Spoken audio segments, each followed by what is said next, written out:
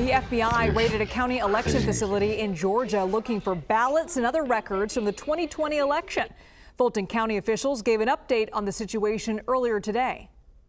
Now, we do not know where our election records have been taken or what will happen to them now that they are out of our control.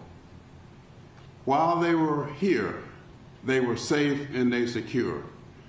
Once they left Fulton County, our election center, I don't know where they are. I don't know who has them. I don't know what they're doing with them. We can no longer be held responsible for those ballots and other data that was seized yesterday.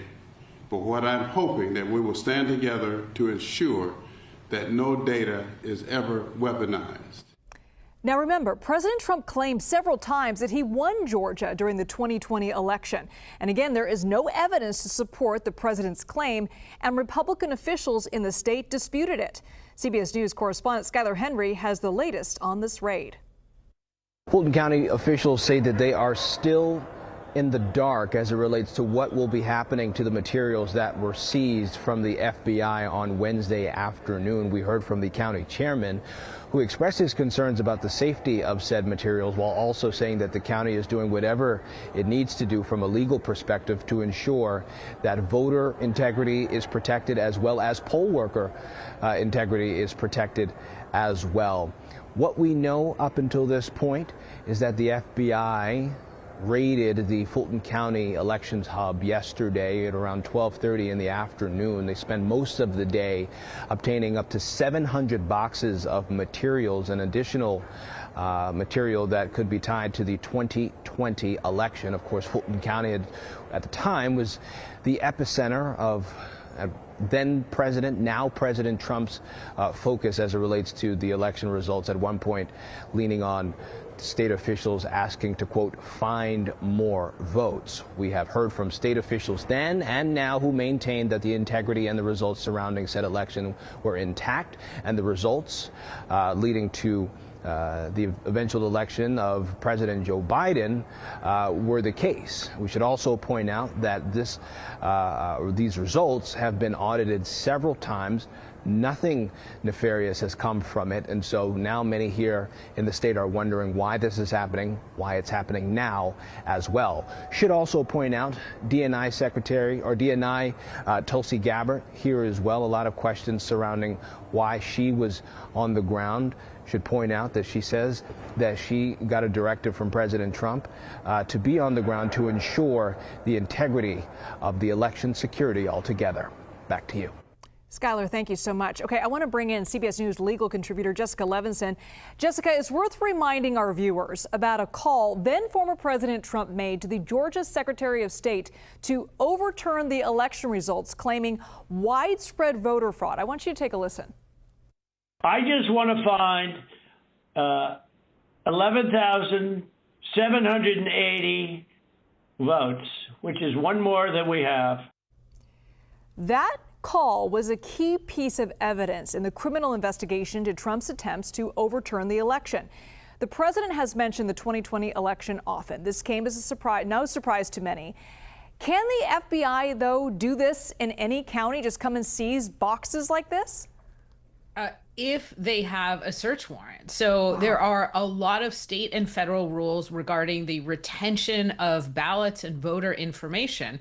And the bottom line, there's a lot of complexity here, but the bottom line is the FBI can come in if a magistrate judge, and that's what happened in this case, if a magistrate judge signs and says there is probable cause to believe that there's a violation of federal law. But otherwise, no, the FBI does not have carte blanche access to voter rolls in every county or state. We should, of course, remember that under the Constitution, it really is the states who are in charge of running elections. And as most people understand, it's actually not even the states, it's county by county.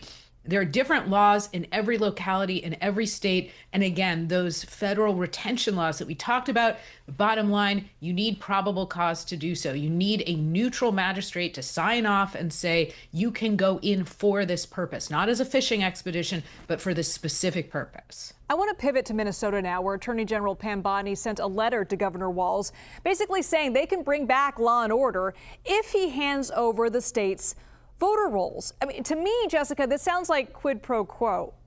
Is it? And does the state have the power to push back?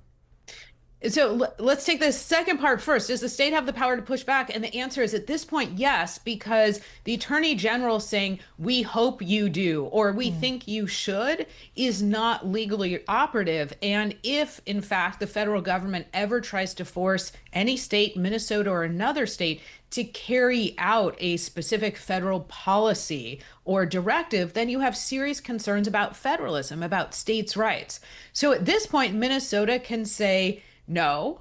The question, I think, really becomes if there is some sort of formal legal mechanism, if there is a subpoena, if there is a warrant. At that point, obviously, the opportunity for any state to say no is very different. But I think right now it really just becomes not a legal question, but a political question if Minnesota basically wants to say, no, those are in our custody and control, and no thank you. So there's a difference, though, between voter rolls, which is what Bondi asked of Minnesota, and then actual ballots. Those are the ones that were actually taken in Georgia. I think most people expect that the way they voted is kept secret. Nobody knows. Do the Fulton County voters have any recourse here? And should Americans be concerned that the government can see how individuals voted?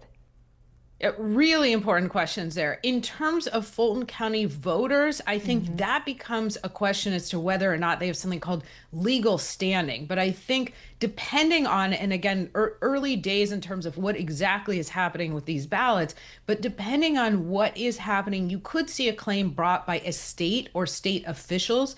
That would, I think, be the proper party to say, we don't think that you have the grounds to take these ballots, or there were other ways to take these ballots, or we think there's going to be a misuse of these ballots. Again, reminding everybody that there are state and local laws about ballot privacy, ballot retention. In terms of whether or not people should be worried, what I would say is anytime there's a concern that people might not show up to the polls because they think, well, the government can see my ballot, that in and of itself can have a chilling effect. And we certainly want to move away from that. At this point, I think there's nothing to indicate that there will be blanket opening up of people's ballots and that the government and the public will be able to see who voted for which candidate, the things that we hold most dear in terms of our secrecy. Jessica Levinson, always great to talk to you. Thanks so much.